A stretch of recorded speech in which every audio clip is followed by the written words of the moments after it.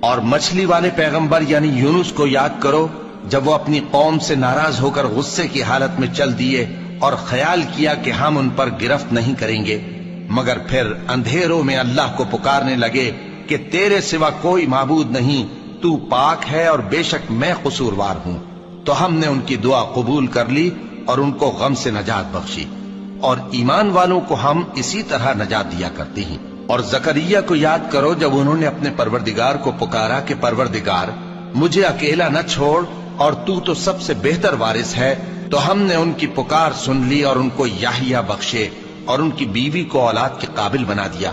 یہ لوگ لپک لپک کر نیکیاں کرتے اور ہمیں امید اور خوف سے پکارتے اور ہمارے آگے عاجزی کیا کرتے تھے۔ اور ان خاتون یعنی مریم کو بھی یاد کرو جنہوں نے اپنی عفت کو محفوظ رکھا، تو ہم نے ان میں اپنی روح پھونک دی